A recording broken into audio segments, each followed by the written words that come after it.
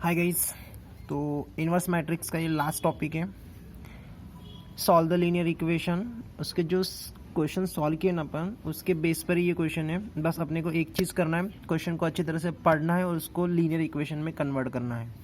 जैसे अपन 10 क्लास में कन्वर्ट करते आ रहे हैं, उसी टाइप से उसको कन्वर्ट करो, फिर उसको सॉल्व करो बाय यूजिंग द मैट्राइसिस करके। तो देखो, अपन ने 3 वेरिएबल्स स्टार्ट किए। जैसे अपन 11वीं 12वीं में जम किए तो अपन के पास 3 वेरिएबल आ गए हैं, तो इसलिए 3 वेरिएबल से सॉल्व करना है। 10वीं तक अपन 2 वेरिएबल से सॉल्व करते आ रहे हैं। ठीक है, तो इनमें से ये आपका पहला क्वेश्चन है और ऑलरेडी ये क्वेश्चन बोर्ड में आ चुका है मार्च 16 में 4 मार्क के लिए। ये सेंटेंस देखो, मोस्ट ऑफ दिन के नहीं बोर्ड में जितने भी क्वेश्चन आते हैं मैट्राइसिस लेसन थे, तो ऐसे वर्ड वाले क्वेश्चन ज़्यादा आते हैं, इसमें वेटेज ज़्यादा रहता है। यानी इसमें 100 में से 70% चांसेस है सेंटेंस वाले रहते हैं, क्योंकि ये लीनियर इक्वेशन का जो फॉर्म है वो क्वेश्चन कवर कर लेते हैं वाले। और इसमें 2 मेथड था, एक और रिडक्शन मेथड था और दूसरा इन्वर्शन। अब रिडक्शन खत्म हो गया, लेकिन क्वेश्चन में वो बोलते नहीं कि रिडक्शन मेथड सॉल्व करो, इसलिए वर्ड वाले जितने भी क्वेश्चन है उतने अब सभी को सॉल्व करना है। तो मैं एक चीज़ पहले बता देता हूँ, इसमें कुछ नया नहीं है। इक्वेशन को पढ़ना है, उसको कन्वर्ट करना है और एडजॉइंट मेथड से उसको सॉल्व करना है bye using the inversion method. तो अपने पास वही एक मेथड है। तो मैं क्या करूँगा, जितना हो सके नए क्वेश्चन आते हैं तो मैं इसको सॉल्व करके दूंगा, और नहीं आते तो मैं सिर्फ इक्वेशन बना कर दूंगा, आपको सॉल्व करते आ जाएगा। क्योंकि ऑलरेडी अपन पहले इस इक्वेशन को सॉल्व करते आ रहे हैं, वही चीज़ें रिपीट करके। ठीक है, चलो क्वेश्चन देख लेते हैं। पहला क्वेश्चन क्या बोल रहे हैं? क्वेश्चन बोल रहा है कि द कॉस्ट ऑफ 4 पेंसिल बराबर, देखो 3 पेन एंड 2 इरेजर। मैं इसको अंडरलाइन कर रहा हूँ, 4 pencil 3 pen and the 2 eraser. ठीक है, ऐसे 3 आइटम है इसमें। क्या?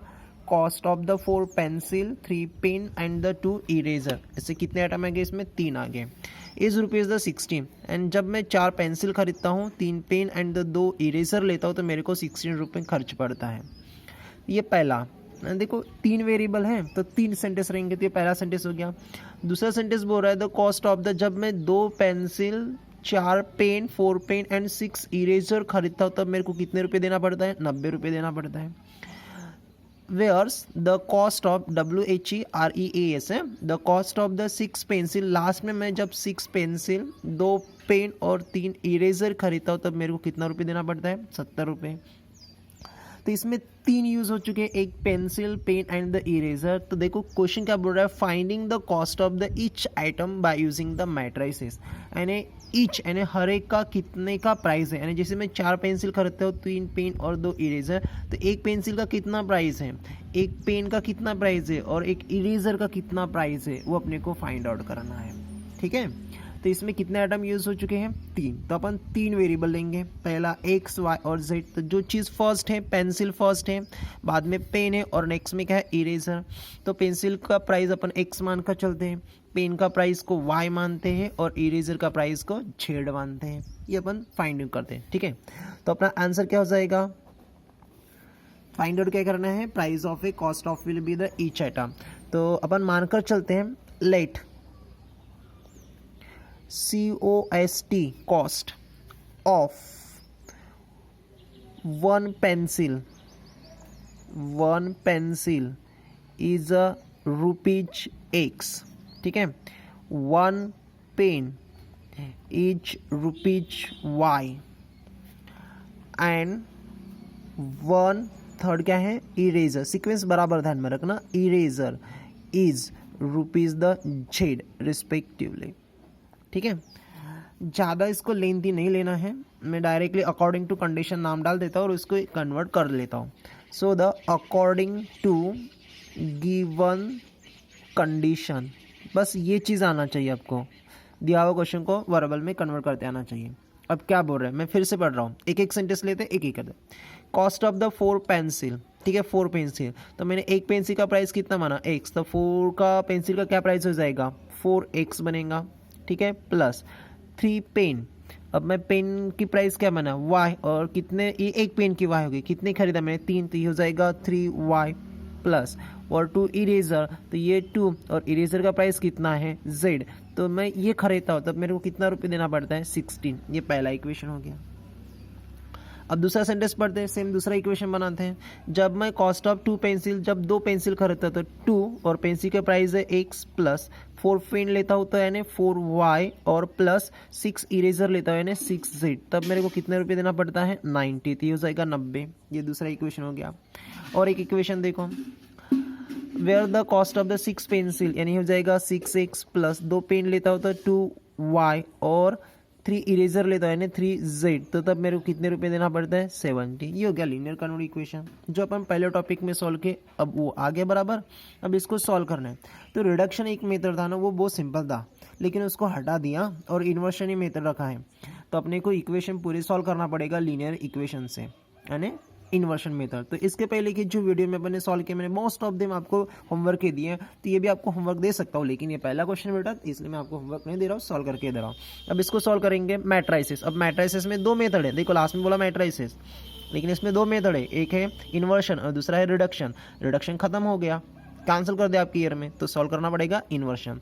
तो वहाँ पर अपने को 3 मैट्रिक्स बनाना पड़ेगा। तो लेट पहला ए मैट्रिक्स, तो ए मैट्रिक्स क्या होता है कोएफिशिएंट ऑफ ए वेरिएबल। चलो फर्स्ट लाइन का 4, नेक्स्ट से 3 और ये 2, सेकंड लाइन 2 4 6 और थर्ड लाइन 6 2 और द 3 करके।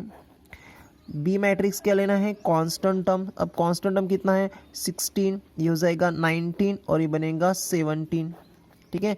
और एक्स भी आपका फाइंडिंग मैट्रिक्स, तो फाइंडिंग मैट्रिक्स है एक्स वाई और द जेड करके, ये होगी 3 मैट्रिक्स। अब इन्वर्शन मेथड से सॉल्व करना है तो अपने को क्या फाइंड आउट करना पड़ेगा कोफैक्टर। इन्वर्शन से सॉल्व करना है ना, क्योंकि रिडक्शन कट हो गया, तो ये जो मैट्रिक्स है इसका कोफैक्टर निकालते हैं। So therefore the cofactor of matrix A करके, तो ये ऑलरेडी चीज़ आ रही है, बस आपको इतना समझ में आना चाहिए। ये इक्वेशन कन्वर्ट हो गया तो बाकी में आप पर डिपेंड करता है। तो 11 12 30 मैं यहाँ पर ले रहा हूँ ए ऑफ ए 11 इक्वल टू इसका फॉर्मूला -1 का पावर 1 + 1, बस वही चीज़ रिपीट है। नंबर ऑफ ईयर और नंबर ऑफ ए कॉलम कितना बचेगा 4 6 2 3 करके सॉल्व कर लेते हैं। तो वी गेट द -1 का पावर 1 + 1 कितना हो जाएगा 1 + 1 कितना हो जाएगा 2, तो -1 का पावर 2 और 4 × 3 कितना 12 और 6 × 2 ये भी कितना हो गया 12, बीच में साइन द माइनस। देखो 4 × 3 12, 6 × 2 12, बीच में साइन माइनस, तो ये हो जाएगा 1 और 12 - 10 0, 1 × 0 कितना हो गया 0, पहला को फैक्टर हो गया। नेक्स्ट लेते ए ऑफ ए 12 करके, तो ए ऑफ ए 12 यानी -1 का पावर 1 + 2 करके। So this the matrix of, अब 2 कौन सा ये 3, तो ये number of a row number of a column कितना बचेगा 2 6 6 3, तो 2 6 6 और द 3 बचेगा। वी गेट -1 का पावर 1 + 2 कितना हो गया 3, 3 × 3 6, 2 × 3 6 और 6 × 6 कितना, 6 × 6 कितना हो गया 36, बीच में साइन कितना माइनस। वी गेट -1 का पावर 3 है तो ये क्या रहेगा -1 और 6 में से -36 चले गए तो -30 रहेगा, 1 × 30 दैट इज द 30। अपना सेकंड को फैक्टर आ गया 30 करके। तो नेक्स्ट को फैक्टर 13, तो ई ऑफ ए 13 ये हो जाएगा -1 का पावर 1 + द 3 करके इनटू द डिटर्मिनेंट। 30 में कौन सा पोजीशन है 2, तो ये number of number of column कितना बचेगा 2 4 6 2 2 4 6 2 करके। वी गेट -1 का पावर 3 + 1 कितना हो गया 4, 2 × 2 4 और 6 × द 4 कितना हो गया 24, बीच में साइन माइनस, तो ये क्या हो जाएगा -4 है तो +1 और 4 - 24 तो -20 और 1 × -20 -20, तो आपका नेक्स्ट को फैक्टर कितना आ गया -20। ये चीज़ आप जितना जल्दी कर सकते हो उतना जल्दी कर लेना।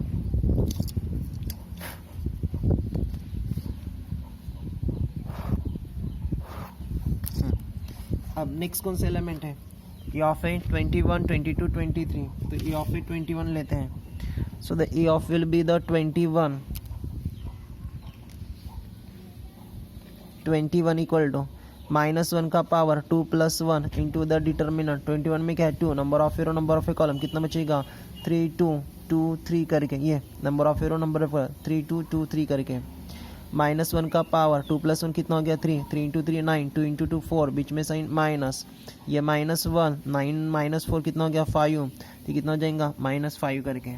Next a of will be the 22, we get -1 का power 2 plus the 2 into the determinant 2024 number of a column कितना बचेगा 4 2 6 और 3 करके वी गेट -1 का पावर 2 प्लस 2 कितना 4 4 इंटू 3 कितना हो गया 12 और 6 इंटू 2 कितना हो गया 12 बीच में साइन माइनस तो ये कितना हो जाएगा +1 और 12 माइनस 12 0 तो ये कितना हो जाएगा 0 हो गया।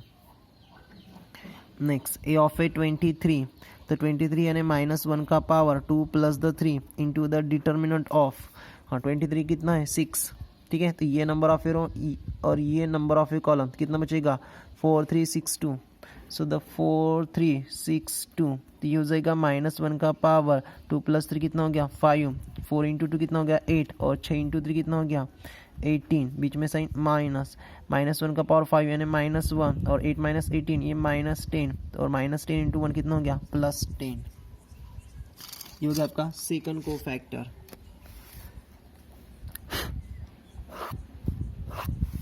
अब थर्ड बचा है।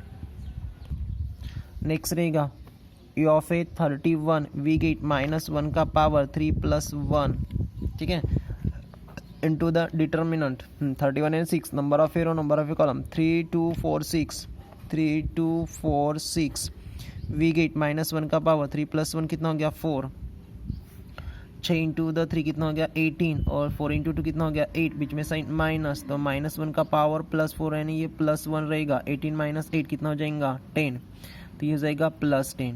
ये of a 32 we get the 32 we get -1 का power 3 + the 2 into the determinant देखो 32 यानी 2 है number of a row number of a column 4 2 4 2 और 2 6 बचेगा 4 2 2 6 बच रहा है ठीक है। वी गेट -1 का पावर कितना हो जाएगा 3 + 2 कितना हो गया 5 6 इंटू द 4 कितना हो गया 24 और 2 इंटू 2 कितना हो गया 4 ठीक है बीच में साइन माइनस तो ये हो जाएगा -1 और ये 20 तो -1 इंटू 20 -20 ये ऑफ ए 33 लास्ट -1 का power 3 + the 3 into the determinant ये 3 number of column 4 3 2 4 4 3 2 4 so the we get -1 का पावर 3 + 3 कितना हो गया 6 और 4 इंटू 4 16 और 2 इंटू 3 कितना हो गया 6 बीच में साइन माइनस तो ये 1 और 16 माइनस 6 कितना हो गया 10 तो 1 इंटू 10 कितना हो गया 10। ये हो गया आपके को फैक्टर। चलो को फैक्टर देख लो एक बार। 0 30 -20 ठीक है। दूसरा -5 0 और 10 तीसरा 10 -20 और 10 करके ठीक है। मैं बाज उधर लिख रहा हूँ। तो आपका एडजॉइन ए मैट्रिक्स बनेगा adjoint of a matrix equal to matrix of क्या लेना था 11 12 तो कितना बताया था मैंने 0 13 और ये कितना आया था -20 ठीक है। सेकंड में कितना आया था -5 ये 0 और वो लास्ट का कितना आया था 10। नेक्स्ट में कितना आया था 10 -20 और ये +10 करके एक बार को फैक्टर चेक कर लो 0 30 -20 ओके -5 0 10 पॉजिटिव 10 -20 और +20 ये हो गया आपका एडजॉइन। अब क्या फाइंड करना है डिटर्मिनेंट तो determinant of a equal to उसका फॉर्मूला क्या बताया था small 11 into capital of a 11 plus small of a 12 into the capital of a 12 plus the small of a 30 into the capital of a 30 small की value determine से वहाँ पर आप देख लेना तो स्मॉल ए की वैल्यू 4 इंटू कैपिटल की वैल्यू की हो जाएगा 0 स्मॉल ऑफ ए 12 की वैल्यू कितना है वहाँ से 3 इंटू द कैपिटल 12 कितना है कैपिटल 12 30 रहेगा ये कैपिटल इधर है प्लस नहीं तो वैसे भी उसको सॉल्व कर लो सेम आंसर आएगा। स्मॉल 30 कितना आ रहा है 2 इंटू कैपिटल 30 कितना है -20 वी गेट 4 इंटू 0 0 और 3 इंटू द 30 कितना हो जाएगा 19 ठीक है plus into minus 2 into the 20 कितना हो जाएगा 40 तो 0 + 19 -40 19 - 40 कितना हो जाएगा आपका 15 एंड डिटरमिनेंट कितना आ गया 15 करके। So the by the adjoin method upon inverse निकाल रहे हैं जब तक नहीं मिलेगा तब तक इक्वेशन सॉल्व नहीं होगा। तो इनवर्स मेथड्स तो ए इनवर्स का formula 1 by the determinant of A ठीक है into the adjoint of A करके तो 1 बाय डिटरमिनेंट कितना आ गया 15 इंटू द एडजॉइन ए कितना था अपने पास ये देखो एडजॉइन ए तो 0 -5 10 13 0 -20 -20 10 और ये 10 करके ठीक है। ये हो गया इनवर्स। अब इक्वेशन को एक्सप्रेस करते हैं इन अ मैट्रिक्स फॉर्म में। So therefore given equation can be expressed in matrix form,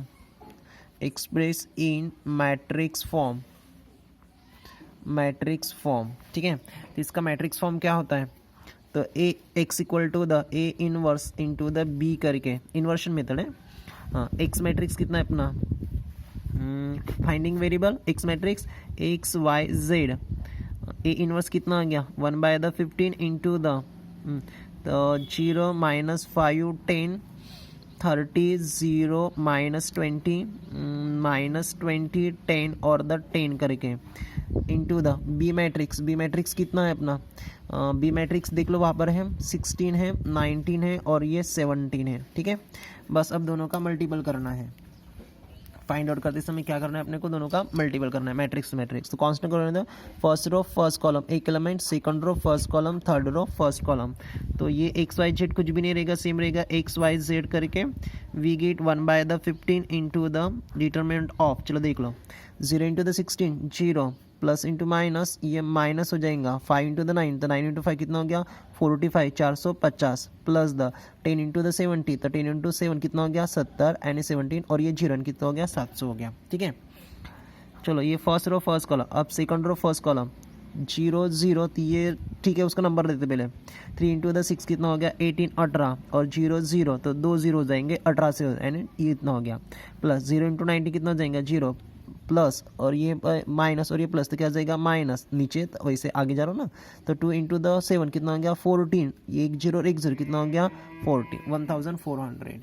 ठीक है, third row first column -20 into the 60 करना है, तो ये 2 0 आपके और 6 इंटू द 2 कितना हो गया 12 और ये साइन माइनस, नेक्स्ट साइन क्या होता है प्लस, 10 इंटू द 9 कितना हो गया 900 और प्लस और ये भी प्लस अच्छे ना, तो ये भी प्लस रहेगा, तो 10 इंटू 7 कितना हो गया 17 यानी 700।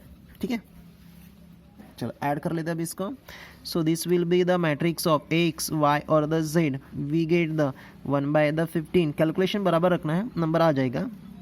चल देखो 700 में से 400 गए कितने रहे 300 और 300 में से 50 माइनस किए कितना रहेगा 250 यानी 700 में से 450 गए कितना रहेगा 250 रहेगा। ठीक है, देख लो 50 और ये 50 कितने हो गए 450, तो 50 पर 100, 400 और 5 से 600 और 700। ठीक है, 40 में 1800 से 14 से चले गए कितना रहेगा 400 रहेगा। और यहाँ पर पहले एडिशन कर लेते हैं 900 और 700 कितना हो गया 16 यानी 1600, 16 से हो गया ना, उनमें से 12 चले गए कितना रहेगा तो 400 रहेगा पॉजिटिव। ठीक है, चलो अब डिवाइड कर लेते हैं 1/50 यानी इसको डिवाइड हो जाएगा। सो this will be the x why the z करके वी गेट द 215 और डिवाइड बाय द 15, तो 0 0 कैंसल, 25/5 यानी कितना रहेगा 5 यानी 50 5 जा 250, 0 0 कैंसल, तो ये कितना हो जाएगा 8 और ये भी कितना हो जाएगा 8 करके। ओके, तो अब by equality of matrix, by equality of matrix, तो ये एलिमेंट इसके साथ क्या रहेगा इक्वल करके, तो एक्स की वैल्यू कितना हो जाएगा 5, वाई कितना बनेगा equal to the 8 and z कितना बनेगा इक्वल टू द 8 करके।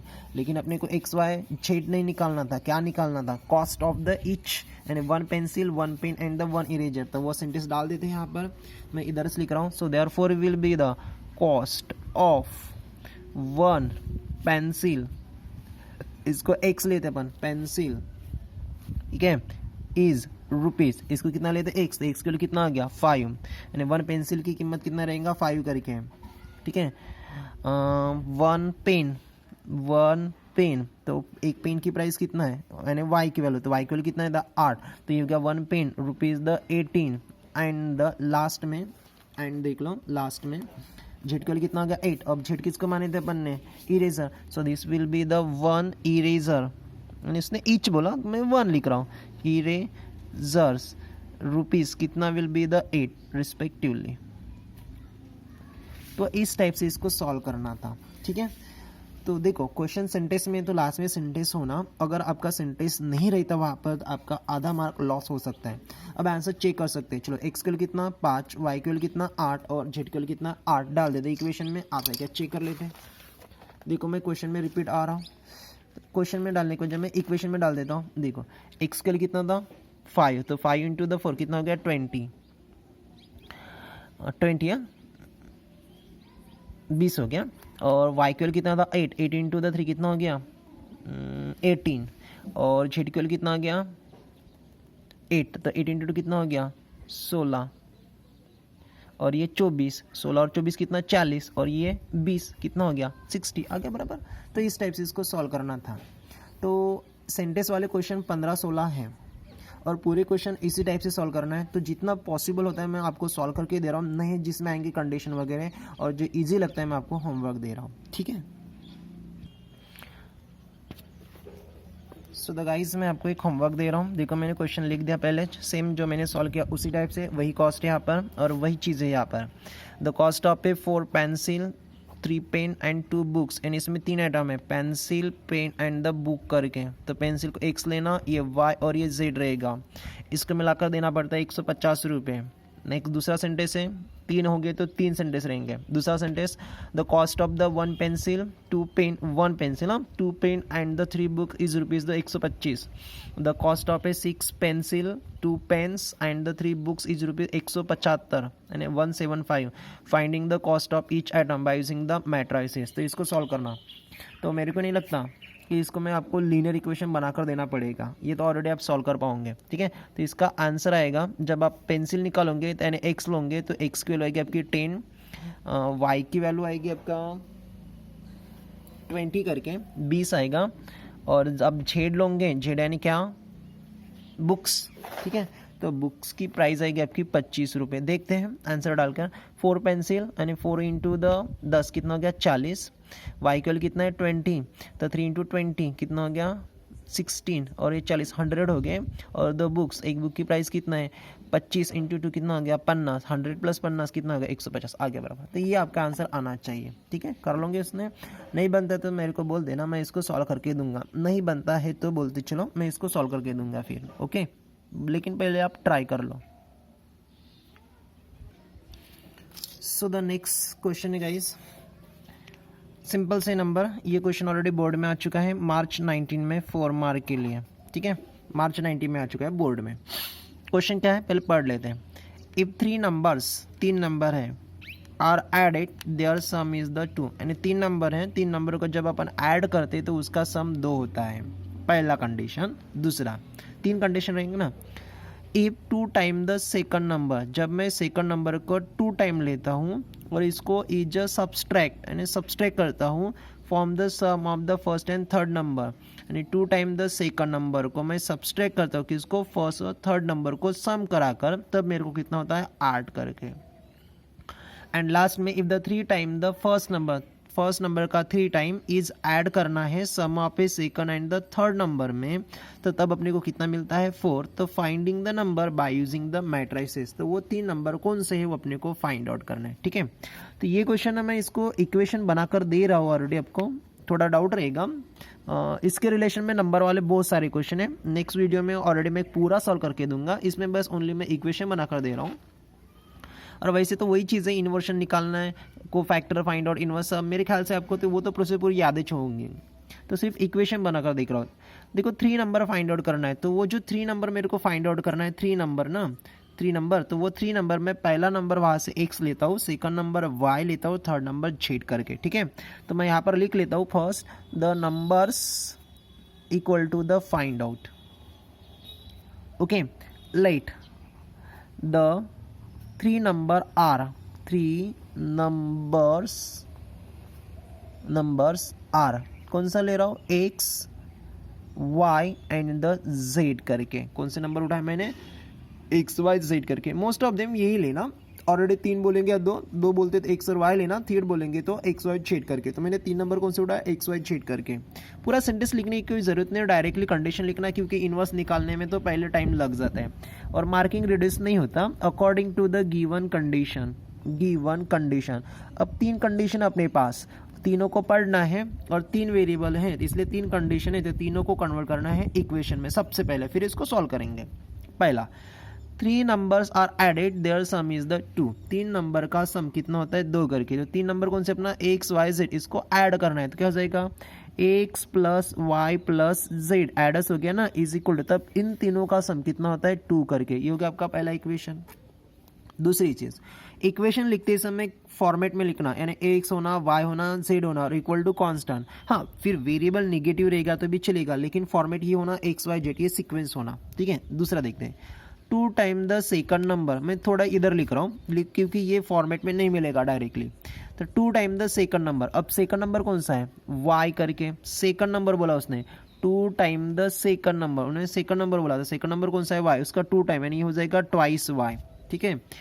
ईच क्या करना है, इसको सब्सट्रैक्ट करना है, कहाँ से, ईज सब्सट्रैक्ट, कहाँ से, तो सम ऑफ ए, देखो ईज सब्सट्रैक्ट यानी माइनस, कहाँ से, तो from the sum of first and third number, and मेरे को सबसे पहले फर्स्ट नंबर और थर्ड नंबर इसका क्या करना पड़ेगा, सम। तो फर्स्ट नंबर कौन सा है, यहाँ से एक्स, और थर्ड नंबर कौन सा है, जी, इसका सम, तो इसका सम हो जाएगा एक्स प्लस द जेड करके, ये हो गया sum of a first and third number. इनमें से जो 2 टाइम सेकंड नंबर यानी ट्वाइस है, इसको क्या करना है, सब्सट्रैक्ट, यानी बीच में संख्या रहेगा माइनस, तब मेरे को कितना मिलता है, the number we get the, कितना मिलता है मेरे को, 8 मिलता है, यानी इक्वल टू द 8 करके, ये फर्स्ट इक्वेशन। हाँ, लेकिन इस इक्वेशन में वो फॉर्म नहीं है, एक्स जेड और वाई आ गया, तो मैंने क्या बोला, फॉर्मेट एक्स वाई जेड होना, तो दैट इज ये इक्वेशन हो जाएगा एक्स, उसके बाद वाई वाला टर्म माइनस ट्वाइस वाई और बाद में जेड इक्वल टू कितना हो गया 8, ये हो गया आपका सेकंड इक्वेशन। ये यूज़ करना है, ये यूज़ करना है, एक्स वाई जेड वाला, ठीक है। थर्ड देख लो, अब और एक कंडीशन बचा है, if 3 time the first number का 3 टाइम, तो फर्स्ट नंबर कौन सा है अपना एक्स, उसका 3 टाइम, यानी हो जाएगा 3x, ठीक है। इज ऐड बोल रहा है, ऐड यानी प्लस, कहाँ से, sum of a second and third number, तो सम करो, सेकंड नंबर कौन सा है एक्स और थर्ड नंबर कौन सा है जेड, इसका सम एंड एक्स प्लस जेड, तब मेरे को कितना होता है 4 करके, ये ऑलरेडी फॉर्म में है, नहीं ले तो भी चल जाएगा, लेकिन मैं लिख रहा हूँ, that is the 3x, sorry sum of a second, तो सेकंड नंबर कौन सा है यहाँ पर, वाई है, ठीक है। तो एक्स वाई जेड है, तो 3x plus y plus Z, तब मेरे को कितना होता है 4 करके, ये हो गया आपका थर्ड इक्वेशन।